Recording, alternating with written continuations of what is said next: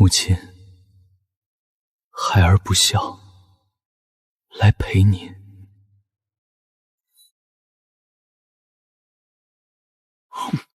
少主，东西能吃吗？少主，给我们留点！你都拿10个包子、3个烙饼了，给老子留点，不怕撑死自己啊！就算真要死，我也要做个饱死鬼。文文，爷爷老了，若有一天去了，你也不要太难过。我要下去陪你奶奶，你要照顾自己，每天按时吃饭。爷爷显灵，爷爷，你一定是听到我的话，回来看我了。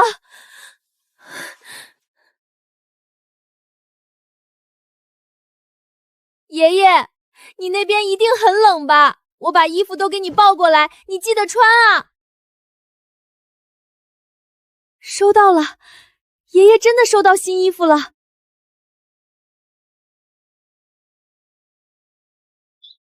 老板，北街灌汤小笼包，南街李叔葱油饼，还有五芳斋绿豆糕，每样死死给我定下10份啊！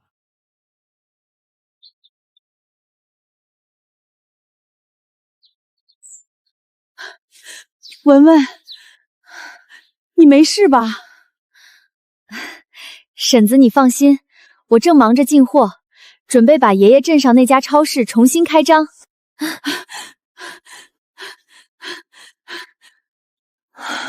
爷爷，你要是还缺什么，能不能给我带个信儿？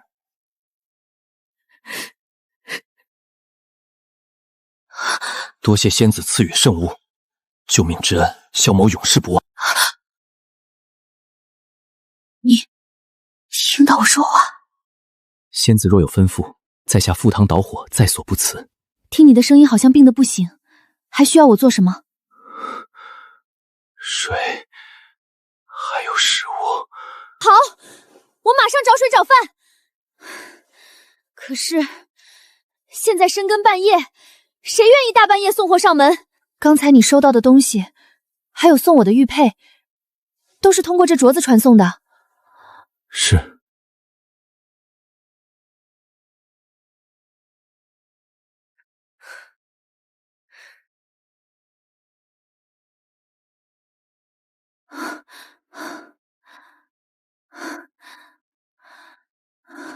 喂，能听到吗？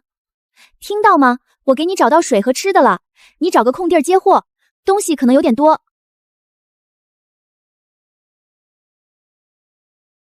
这辈子能吃到此等美味，绝对值了。甜的，还软软酥酥的，怪好吃。又辣又甜的，你们在胡说什么？我这吃进嘴里的，分明就是极品软肉啊！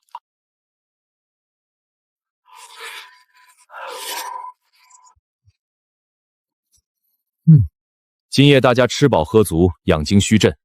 明日一早，赵真带着周鹏摸清幽州城内的蛮军动向，沈凌随我下山招揽流民，重整队伍。至于钱穆，你暂时留守看护好山上的物资。对了，还没问你叫什么名字。刚送过去的物资到底够不够吃？在下萧乾，仙子赏赐的圣物不仅救了我等性命，更给了我们活下去的希冀。萧某定会重整旗鼓，东山再起。那就好，萧乾你们省着点吃，超市现存的米面油全给你运过去了，下一批货还要过2天才能到。李叔，再帮我送200箱矿泉水和200箱泡面过来。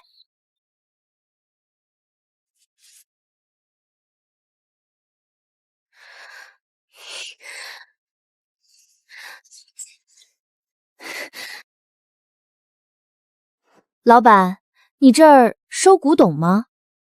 收啊，不过得看你手里的货色如何啊。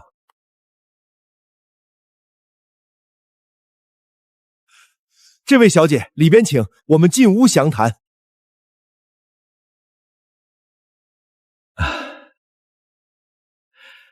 不知老板手里的玉佩从何而来？家中长辈住院遭逢巨变，不得已才拿出这祖传物器，总得先救人不是？老板开个价吧。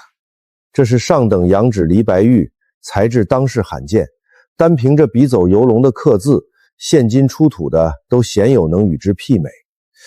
至于这价格嘛，老板既然不是诚心买，那我就去隔壁问问。老板请留步。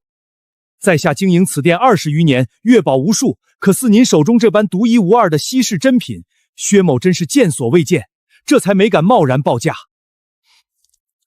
500万，500万！您要是着急用钱，我现在就打电话让人把钱凑齐送来。你方才不是说价值连城吗？怎么报价才这么点儿？我看你从头到尾就没诚心报价。既然如此，我还是再去找别人问问吧。随手送的一枚玉佩就价值500万以上，金手镯那头跟他联系的到底是什么人？爷爷就算再喜欢去古玩市场捣鼓，也绝不可能搞到这种绝世珍宝。大家都准备好了吗？除了钱木留下看守物资，其他人随我出发。把身上的东西都留下来，也可以美饶你们几个不死。这根本不是什么占山为王的悍匪，分明就是被大汉和蛮族逼上绝路的逃亡难民。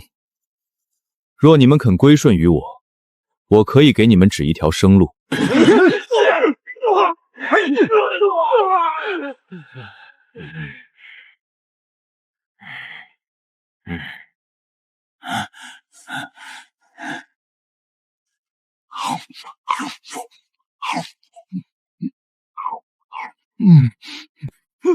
贵人，求求您发发慈悲，收留我们吧！村里连年大旱，匈奴人还趁机屠村抢劫，我们实在没有活路，这才逃上山当劫匪。既然归顺，接下来就得按我的规矩办事。若有不从者，杀无赦。我等自愿跟随，赴汤蹈火，在所不辞。萧乾，你个大骗子！我当你是爷爷的朋友，好心救你，你却满嘴谎言，还骗我说自己缺吃少穿，命悬一线。你随便拿出一块玉佩就价值连城，哪里还会买不到吃的用的？周鹏，带着新收编的人原地休整，给每人发放净水和食物。是。休整后，必须在他们的指引下直奔村庄，彻底建立起招揽难民的暂时据点。来，我是镇北府的二公子，被朝廷算计，腹背受敌，陷入绝境，流浪逃亡。你说你是将军府的二公子，那玉佩就是你家的祖传之物？萧家早被满门抄斩，如今的大旗再无镇北将军府。至于萧某，不过是个苟延残喘的亡命徒罢了。萧乾，对不起，我也没想到你竟然跟我一样，全都是一个人孤零零的活在这世上。你放心，这块祖传玉佩我绝对不卖，我会自己想办法去筹钱进货。还有，以后别叫什么仙子，我叫孙慧文，你直接叫我文文就好。他缺钱，接连2次送来这么多神仙吃食，必然耗费了你想象的巨大财力。把你们身上的全部金银都交出来，一个子儿都不许剩。将军，这金钗是我准备留给媳妇儿的呀！只要将来夺回幽州，必定赏你整整1箱绝世珠宝，随便挑。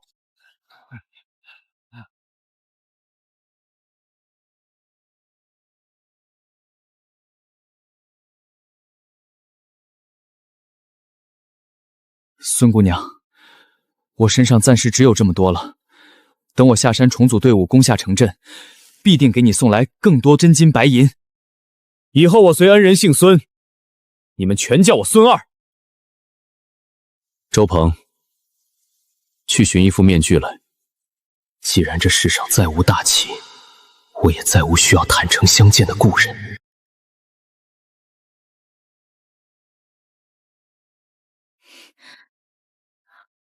万万没想到，竟然全是真的！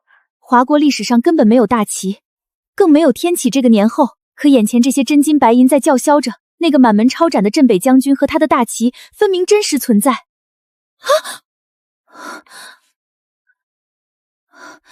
李叔送货过来了是吧？您稍等，我这就开门。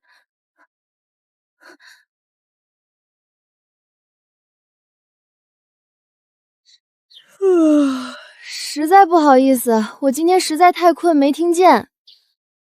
你这丫头可太懒，你爷爷在的时候天天起早贪黑，你这生意也太不可思议，这才几天，怎么就全卖光了？您老现在知道我为啥睡到现在才开门了吧？全是线上下单，昨晚熬夜发快递，快累死我了。李叔，您帮我留意一下附近有没有空仓库出租呗，我这生意越做越大，得租个大场地才行。明天先拿几枚去古玩市场探探水深，要是价格合适，就把金叶子全抛出去。这点廉价水粮换一抽屉真金白银，简直赚到起飞。人家萧乾出手就是一袋真金白银，怎么也得给这位伤痕累累的祭主买点上好的伤药。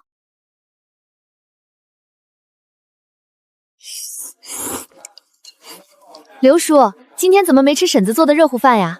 哎，别提了。自从你虎子哥上个月生了个大胖小子，电话里天天催你婶子去带娃，我现在一日三餐只能对付外卖。哎呦，怎么还红眼了？是不是遇到什么难事了？跟叔说。我有个朋友，天天带着兄弟去攀岩越野，动不动就骨折流血。叔，跌打损伤药给我来一打。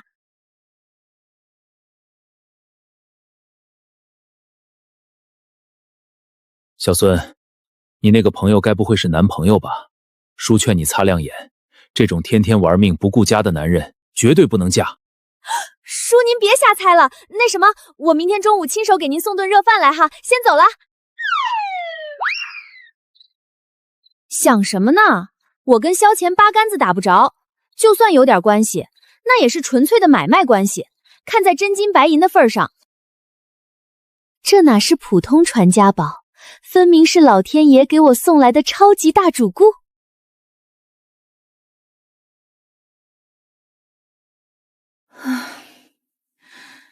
也不知道镯子那头的萧乾现在究竟面临着什么局面。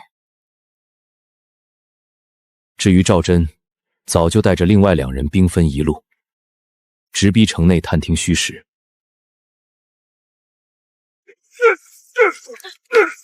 死娘们儿，还敢咬老子！我看你是活腻了。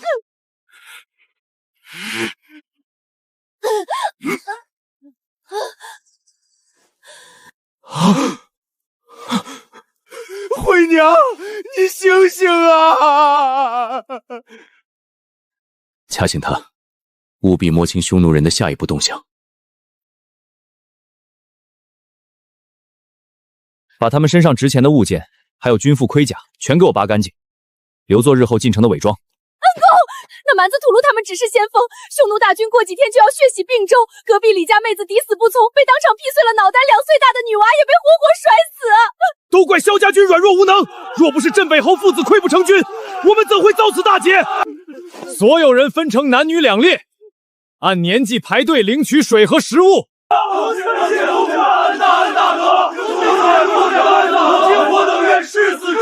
尊某在此立誓，刘家村绝不再饿死一人，更不任由蛮夷欺辱。众乡亲须听我号令，同心协力，共抗蛮夷，复我河山。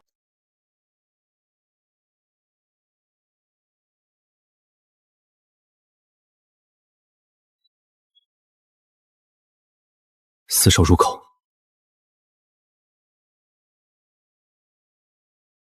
萧乾，准备好没？我又买了水和食物送过来。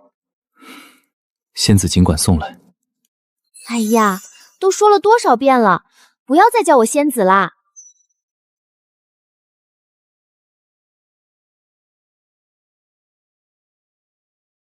你再腾个空房间，我还买了伤药和医用器具，具体用法全都标记好了。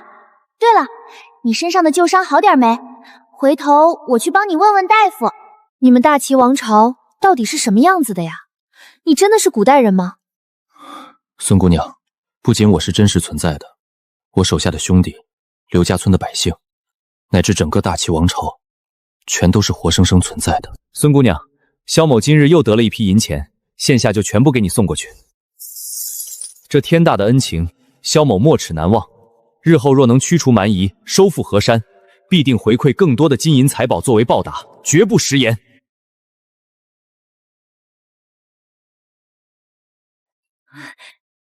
萧乾，这些算是今天食物和药材的货款吗？这只是小小回礼，今日的货款暂且记账，待他日重整大军，夺回幽州乃至西北之地，必将10倍100倍奉还。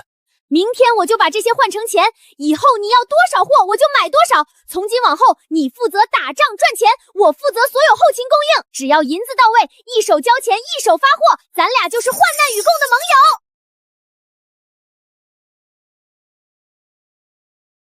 听说了吗？孙将军正在刘家村招兵买马，只要愿意归顺，甚至允许携带家眷前往投靠。只要肯去，水和粮食绝对管够。张家两口子一大早就装病溜出城了。与其窝在城里随时被匈奴人乱箭砍死，不如赌一把冲出去寻条活路。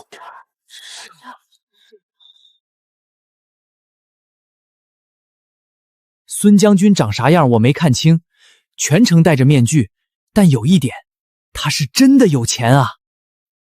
你们是不知道，就这稀罕吃食，孙将军大手一挥，直接砸钱拿了10箱不止，还放话再苦不能苦弟兄。不仅如此，他还要我再运100箱过去，只要食物管够，银子只多不少。站住！城里的军爷要见你。看这架势，匈奴人也听到了风声，彻底盯上了这批神奇的食物。既然孙将军能下血本买肉犒劳将士，跟着他混绝对饿不着，还等什么？难不成留在城里等死，当断头鬼？走，去刘家村！刘家庄，后勤，快搬运就登记。没错，刚刚在幽州城里疯狂带节奏的西域客商是我们的人假扮的。城内四起的流言、抗击蛮夷的歌谣，全是他一手炮制的杰作。一夜之间，整个西北的风向彻底变了。哎呦，姑奶奶您可算来了！快，里边请，我给您泡了上好的大红袍。只要报价诚心，我手里确实有好货出手。那是自然，那是自然。不知姑奶奶今天带了什么宝贝？从老人床板下翻出来的，您给长长眼。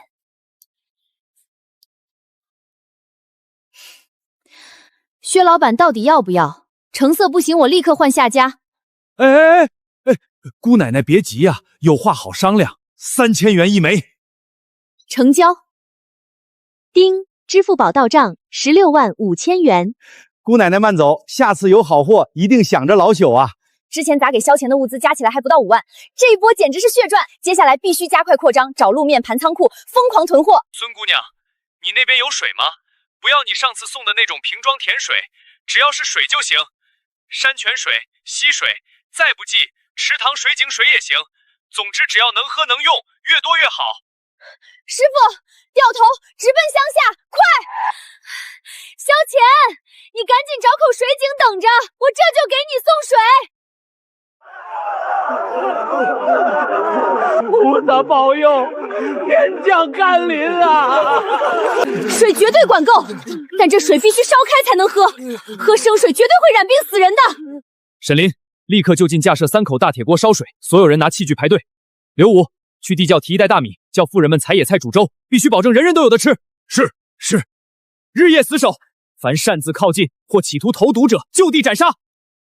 少主，匈奴人中计了，正准备趁夜偷袭刘家村，抢夺粮草。这一战，我早就等候多时了。对面的水源危机暂时解除，接下来必须火速开启新一轮疯狂囤货。你要买大仓库的事有着落了，有时间赶紧进城来看看。太好了，李叔，我吃过午饭就直奔城里，先给刘叔准备一顿丰盛的午餐。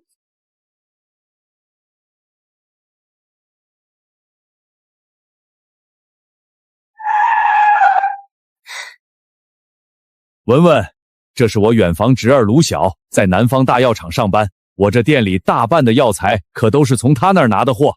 来，正好一起边吃边聊。我来弄。孙小姐厨艺了得，今日我可是沾了表叔的光了。卢哥客气了，以后少不了要麻烦你这位南方药业的销售大藏。表叔早提过，你前天下了笔大订单，日后只要需要补货，我绝对随叫随到。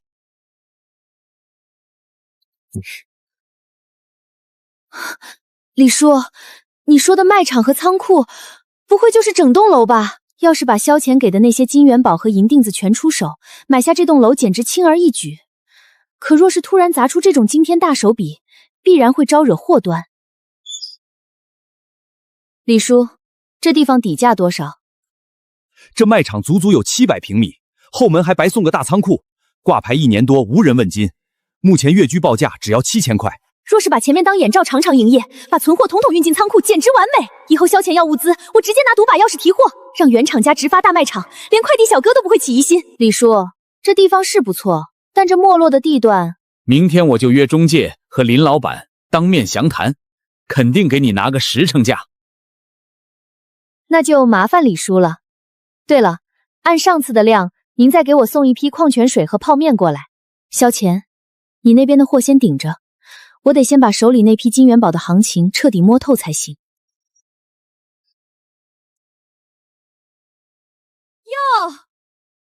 哟，原来是文文啊！要不是今儿个凑巧碰上，舅妈都快不敢认了。慧文，你认错人了吧？我根本没有什么舅妈。这死丫头考上重点大学，现在连金店都逛得起。这根金大腿今天绝对不能松。你妈已经嫁人有新婆家了，你再死缠着她，她还怎么过日子？往后你就跟我们老刘家没关系，别再动不动跑到我家门口哭喊嚎丧，丢人现眼。幸亏爷爷半路把你背回来，不然你这只小黑猫走丢，让爷爷上哪儿找去？那场高烧足足烧了3天3夜，万万没想到，最后救下我们爷孙的，居然是隔壁的刘叔。当年非亲非故的刘叔硬塞给爷爷500块救命钱，而跟我血脉相连的外婆和舅妈却恨不得我死。现在爷爷不在了，他们看我有了钱，倒考来大言不惭地说什么打断骨头连着筋了。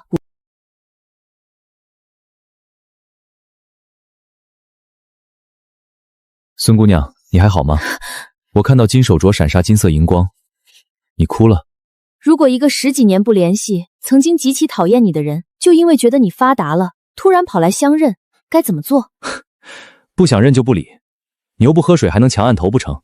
难道就因为你有钱，他们就能打着亲戚的幌子逼你劫富济贫？可不是劫富济贫吗？那个不成器的表哥到现在连工作都找不到。至于我那个好妈妈，继子买房翻脸不认人，快50岁了还得四处打零工供养小儿子。老刘家现在简直就是个彻头彻尾的笑话。话虽这么说，可对方毕竟占着长辈的身份，一旦撕破脸把事情闹大，最后背上六亲不认骂名的肯定是我。对付这种人，何须亲自出马？借刀杀人未尝不可。他们就是吃准了你会心软，既然敢仗着长辈的身份拿捏人，那就直接抓住他们的致命弱点，以其人之道还治其人之身。大将军这番运筹帷幄的本事，今天真是让我受教了。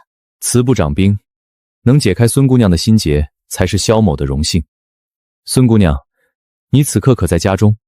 我刚坐上回家的公交车。怎么了？是你那边又缺水和食物了吗？非也，萧某又新得了几箱金银珠宝，正准备给姑娘送过去把玩把玩。我的大将军，那些亲戚刚因为眼红缠上来，你这大箱大箱的珠宝砸过来，岂不是把我往火坑里推？真好笑，一个认识不到1周，连面都没见过的跨时空朋友，竟然比那些所谓的血亲还要在乎我。既然那帮人一口咬定你发达了，那就干脆把这谎言彻底坐实。萧某就是要看他们明明恨得咬牙切齿，却偏偏还要装出亲热的模样，上来拼命巴结。等过2天我买下大卖场的消息传回老刘家，当年扬言我饿死也不往来的舅舅舅妈，还有20年不肯看我一眼的亲妈，绝对会为了捞钱连礼义廉耻都不顾。这群人上门打秋风的丑态，我还真是迫不及待想看看了。若是孙姑娘真觉得麻烦，不想要，萧某也绝不强人所为。要？为什么不要？天下哪有跟真金白银过不去的道理？你有多少，我就要多少。咱俩简直脾气相投。我这人最大的优点就是记仇，我就喜欢看那帮人看不惯我，偏偏又干不掉我的憋屈样。不过，你运送金银珠宝过来的同时，务必给我列一份采购清单。不管是米面粮油、军服鞋袜，还是急救药品和兵书，只要是你那边缺的，我都会想尽一切办法给你凑齐。我到站了，钱到站，你赶紧把单子列好，随时联系我。脾气相投，记仇。若非背负着父兄和萧家100余口人的血海深仇，我怎可能在无数次死取逃营中咬牙硬撑到现在？他誓要变富变强，让欺辱他的人跪地求饶，而我又何尝不是在无尽的黑暗中隐忍蓄力，死死盯着血债血偿的那一天？少主，从匈奴人身上搜刮的金银财宝已经清点完毕了，整整2大箱，全部抬进后山地窖了。知道了，待会儿全部送去给仙子。少主，这高高在中的仙子能看得上咱们这些凡俗的金银阿卡物吗？少主，您不会是打算让我拿着这张单子去外面采购吧？若是真让你去买，你能立刻买到吗？开什么玩笑！昨夜才勉强击退匈奴，夺回的村庄早被洗劫一空。明日匈奴就会发起新一轮猛攻。如今幽州并冀州全被匈奴占领，想穿过重重包围南下重金采购，还是指望朝廷良心发现空腔粮饷，简直是白日做梦，还不如祈祷老天爷显灵来的实在。但是这些，仙子她通通都能办到。早知仙子如此手眼通天，别说2箱金银珠宝，就是10箱，老子拼了命也要去夺回来呀！都给老子起来操练！只要夺回幽州城，就有无尽的财宝，到时候不仅能换救命的水和粮食，还能让少主求仙子多赏几箱薯条、香肠和泡面。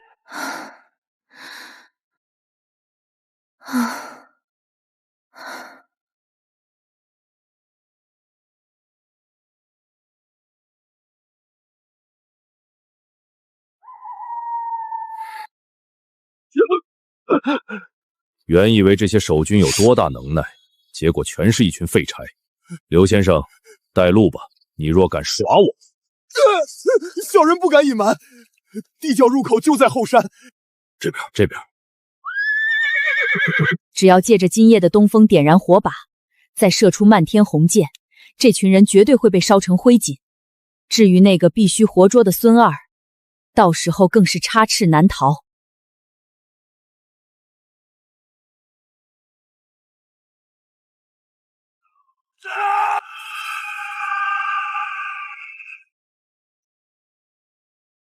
走。阿古拉将军，巴特尔殿下，好久不见。想请君入瓮，你怎知自己不是瓮中之鳖？殿下不妨回头看看，你那帮千兵还在吗？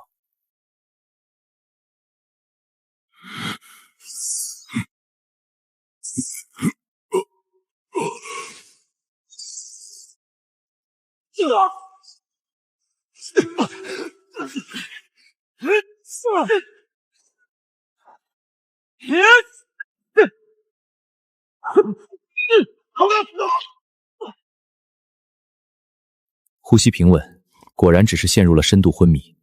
孙姑娘曾说这叫麻醉针，是给断腿断胳膊的重伤员做紧急手术时减轻痛苦用的。可谁能想到，这玩意儿用在战场上，绝对是兵不血刃活捉敌将的顶级神兵。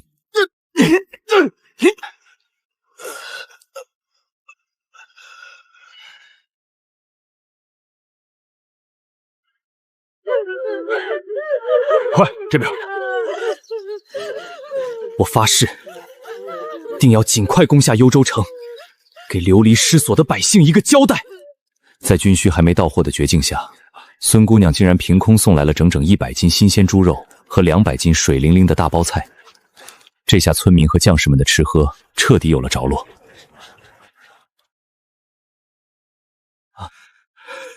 孙小子，你倒好，就在一旁干看着，把这烂摊子全扔给老夫不管。胡大夫，您这话就不对了。能迅速止血的云蛮药，方便处理创口的创可贴，我可全都给您备齐了。不仅如此，退烧药、消炎药应有尽有，甚至连全棉无菌纱布、镊子、止血钳和医用剪刀这种独一份的神器，我都给您弄来了。打住！我知道你能耐大，能弄来这些闻所未闻的特效药和医用器械，可问题是咱人手不够啊！你看看地上躺着的这110号人，哪个不等着急救？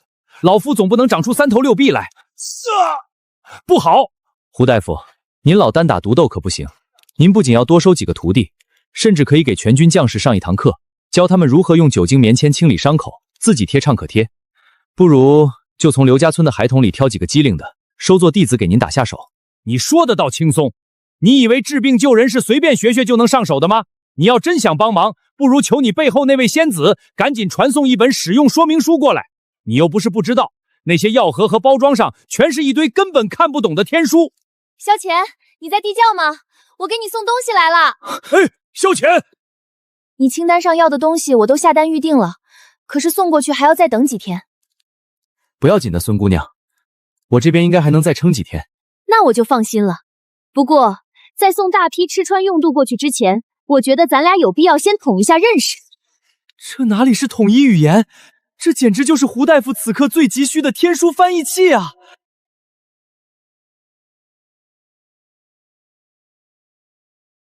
少主，你怎么躲在这里看起书来了？可让我们好找啊！出大事了！驻守并州的匈奴五皇子巴图布得知三皇子战败被擒，勃然大怒。此时他不仅下令幽州守军死守不出，更是亲率主力大军急行军狂奔而来。哦，来的正是时候。通知前牧沈丽前来议事。是。等等，拿去给胡大夫，就说他求的天书我已经帮他要过来了。待会儿兄弟几个开会，人手一份。从现在起，都给我学起来，谁也别想偷懒。属下这就去传令。孙姑娘，谢谢你送来的书，萧某受益匪浅，我定会认真研读，务必做到理论与实践相结合。连理论与实践相结合都知道了，说明是真的看懂了。从此以后，总算不是我一个倒霉蛋在受苦受累了。先去县里把金条出手换点启动资金，再去茶楼会林老板。一切顺利的话，必须尽快把卖场盘下来。刘叔，饭菜我送来了，今天有急事，就不陪您吃了。得知孙小姐急着去县城，刚巧我也要回去，不如坐我的车，顺便聊聊你昨天微信里提的那笔大订单。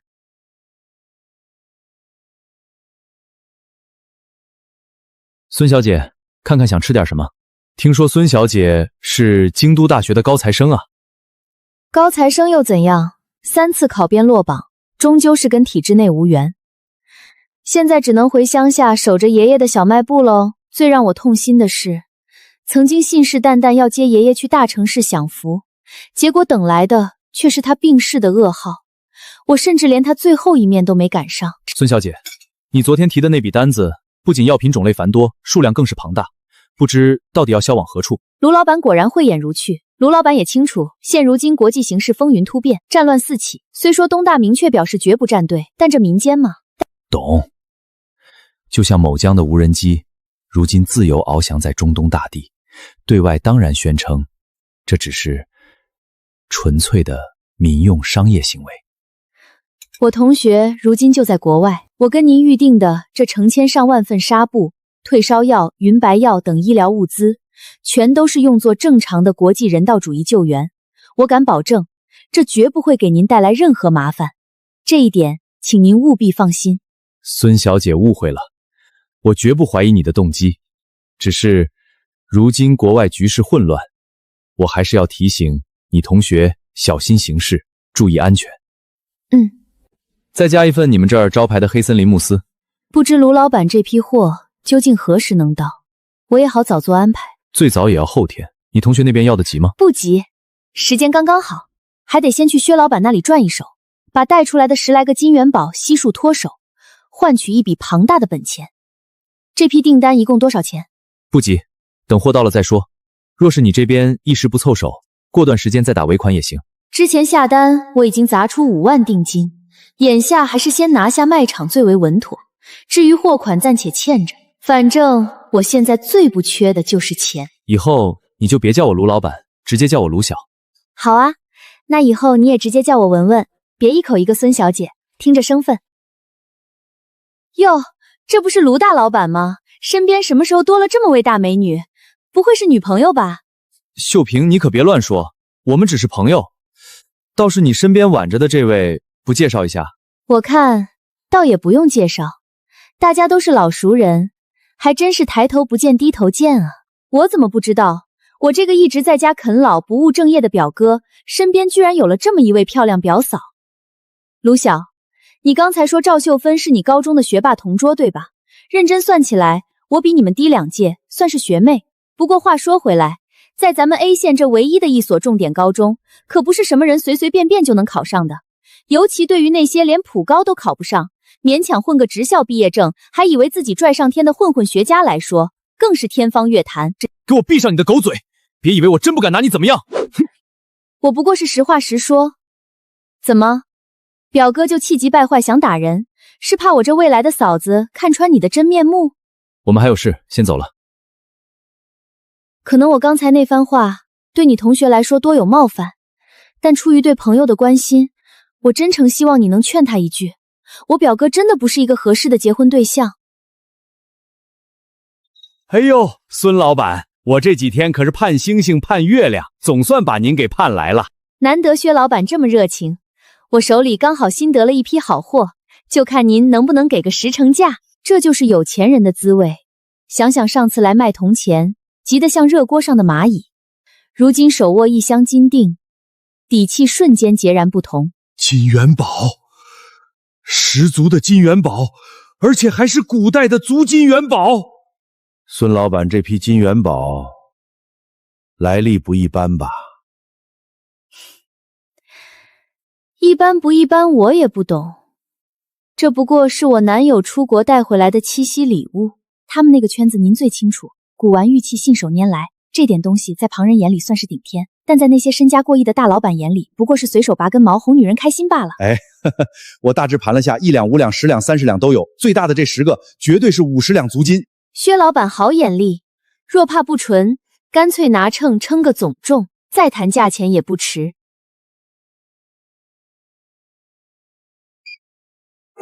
慢着，近来金价一路飙升，市面最新价已经飙到745元一克，但我这箱可是十足的古代金元宝，市面上绝无仅有。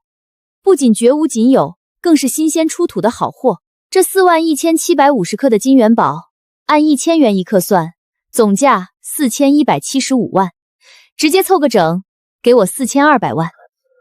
至于回头你能翻倍赚多少，那是你的本事，我绝不过问。但是薛老板，若是日后有人顺藤摸瓜找我麻烦，或者你觉得我这小女子好欺负，想趁机敲诈，不妨先掂量掂量自己有没有那个本事。薛某明白。说起来也是无奈，本想回乡躺平，可我家那位非要死缠烂打求我进门，还说我这京都高材生当儿媳妇，他那京都的豪门大妈100个满意，非逼着我回去吃个便饭。若是普通外室，谁敢拿千万资产随意打赏？可若是顶级豪门未来的正牌儿媳，那一切就严丝合缝。别说4200万，就算再翻1倍也得咬牙拿下。这等通天的人脉可比金子值钱100倍。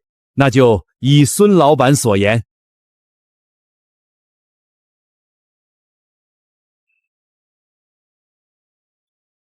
孙老板真是贵人多忘事，该不会把你我约好的见面时间给忘得一干二净吧？林老板，我这边有点事儿，可能要晚一点到。听这声音是林大头，孙老板也认识他。孙老板如今真是业务繁忙，连林老弟都约上了，难不成还有大生意？既然大家都是熟人，今天我做东，薛老板不妨一起去喝杯茶。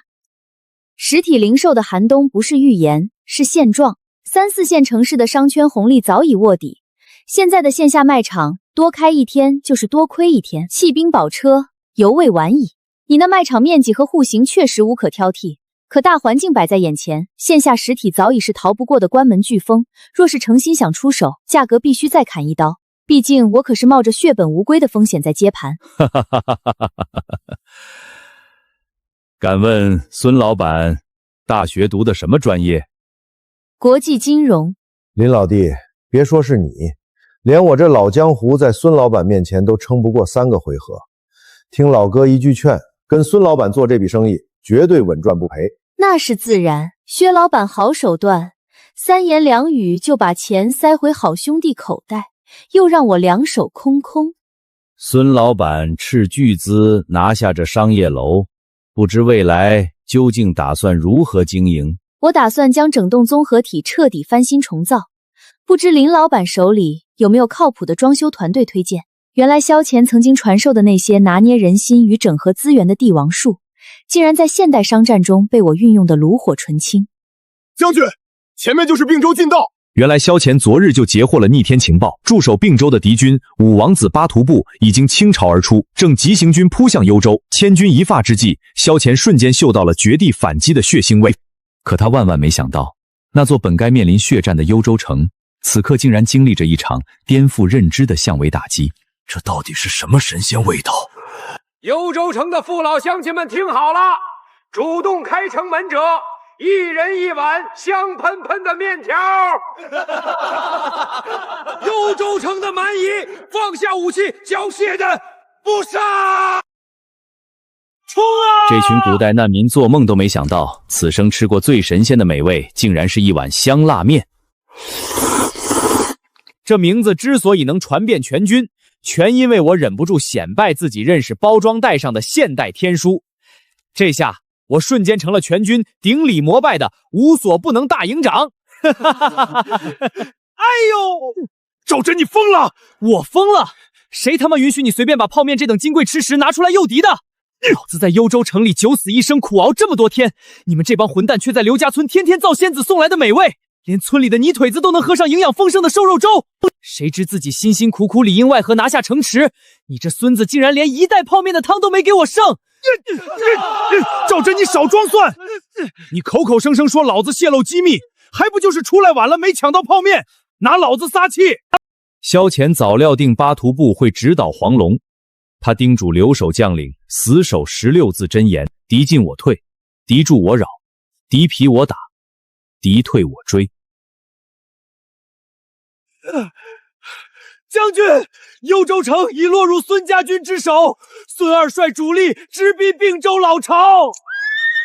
原来孙姑娘兵书上的围魏救赵，精髓根本不在于攻下魏国，而是逼得敌人首尾不能相顾。我倒要看看这位草原枭雄该如何抉择，是咬牙吞下幽州失守的恶气，还是调转马头火速回援并州老巢？切，我看啊，你还是别高兴得太早。大家又累又饿的，连站都快站不稳了，哪来的力气攻城？你拿头去一鼓作气啊！孙姑娘放心，我已经命人就地休整，埋锅造饭。什么？你们摸到敌衙家门口，居然现场生火做饭，生怕守城敌军看不见你们的炊烟是不是？赶紧打住！你亏你还笑得出来，赶紧让炊事兵停手。好，我全听你的，已经让大家熄火了。上次送来的面包、薯条还有剩，将士们省着点儿。对付一口也够吃了。够什么够？你给我等着！老板别关门，不管什么馅儿的包子，先给我来2000个，必须是熟的。您确定是2000个？能再多点更好，我现在就要。1000份干挑面，要快，矿泉水、可乐、橙汁、绿茶，各订100箱，全部送往西郊大白塘仓库。找块空旷平准的场地，把下午送去的那块10米乘12米的大雨布铺开，千万别让将士们踩脏了。这还只是第一批，赶紧告诉我味道如何？只要清空这批，后续的熟食立马续上。孙姑娘，您的大恩大德，萧某无以为报。赶紧打住！这话听得我耳朵都要起茧子了。刚卖了1箱你给的金元宝，结果钱在手里还没捂热就花个精光。这点花销不足挂齿，不够就再卖1箱。等我彻底攻下并州城，就把整座城的金银财宝全搬来送你。别，快停下！我卧室已经被你那俩宝箱塞得连下脚的地方都没了。对了，赶紧说说你现在嘴里嚼的到底是什么？这圆筒里有又辣又脆的炸鸡翅，还有夹着菜叶和肉块的软面饼。破案了，绝对是全家桶。过瘾，实在过瘾。这可是绝版小灶，只够咱俩尝个鲜。我曾在野外烤过无数飞禽走兽，怎么连这味道的1/10都不如？废话，没有我们现代独家的灵魂烧烤料，你们古人就是把火星子烤出来，也做不出这种神仙美味。要不等将来我亲自烤给你吃。将军，全军吃饱喝足，只等您一声令下。孙姑娘，今日这份恩情，萧某定不相忘。接下来，我要亲自带兵踏平敌城。这么快？刚才光顾着聊天，还有最后一批现代熟食没送过去呢。不必了，将士们早已饱腹。那就等打完仗再吃。我等你们凯旋归来。今日就算战至最后一人，我也要把孙二挫骨扬灰，为我大哥报仇！放矢！弟兄们，杀！只要拿下并州城，刚才没吃过瘾的绝世美味，庆功宴上直接原样包全，每人再发一份。杀呀！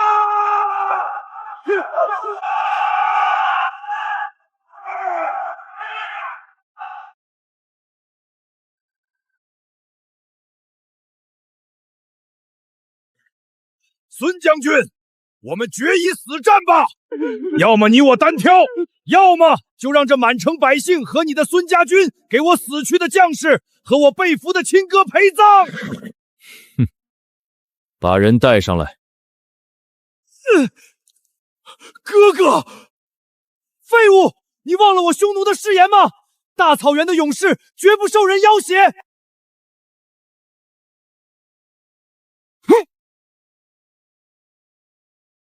我可以决斗，前提是你先放了百姓，否则本将定要你哥哥求生不得，求死不能。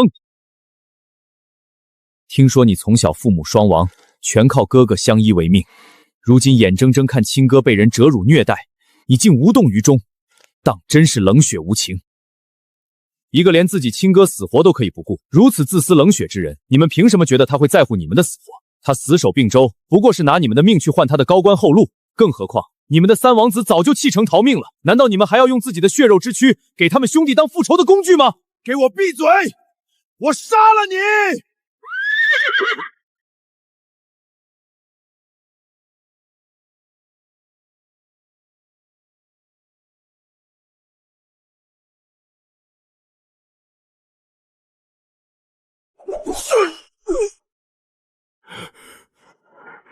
放人！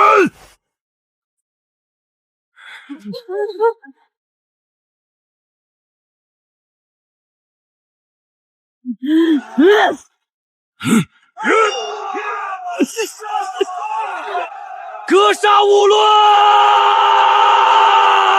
萧谦，你能听到我说话对不对？你们肯定胜利了，你们一定攻下并州城了。你别吓我，你要是得空，赶紧回我一句好不好？以前哪怕身处尸山血海的战场，只要我一开口，他必定秒回。可是现在整整2天2夜了，